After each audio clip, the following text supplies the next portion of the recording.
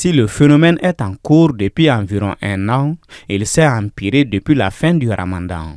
Aujourd'hui, les coupures d'électricité ont atteint une ampleur jamais égalée.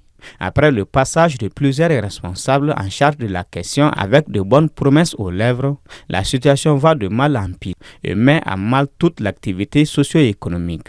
Le communiqué de détresse plus récent est celui de la Société des eaux minérales Diago qui dit, je cite, « En raison des soucis de distribution d'électricité qui sévit dans le pays, notre production se retrouve malheureusement affectée malgré les multiples investissements en champs solaires et en groupes électrogènes. » En effet, nous faisons face à une diminution de la quantité habituelle en carton d'eau minérale Diago que nous mettons à la disposition de notre clientèle. Fin de citation.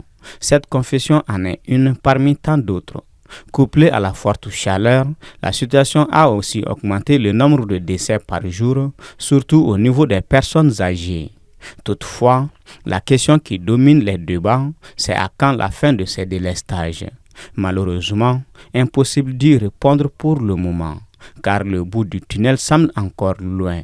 Même pendant le mois de Ramadan, où le patron de l'EDM a promis à la veille moins de délestage, cela n'a pas été respecté.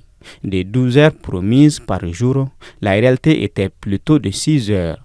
Puis, il avait annoncé dans cette même veine la publication régulière des plans de délestage afin de permettre aux usagers de mieux s'organiser. Mais cela n'a duré que quelques jours. Si des initiatives sont en cours selon les autorités, à savoir la réalisation des centrales nucléaires, force est de constater que l'urgence est de trouver immédiatement une solution afin d'alléger la souffrance des populations. Fin février, le président de la transition a reçu une délégation de la Banque mondiale pour l'Afrique de l'Ouest et du Centre qui a déclaré d'apporter son soutien au Mali en décaissant 60 millions de dollars pour permettre à l'énergie du Mali de s'approvisionner en carburant. Cette promesse a été renouvelée cette semaine à Washington auprès du ministre de l'Économie et des Finances par les responsables de la Banque mondiale. La semaine dernière aussi, un contrat signé avec le Niger prévoit l'achat de 150 millions de litres de carburant. Alors, en attendant des jours meilleurs, les Maliens continuent de broyer du noir.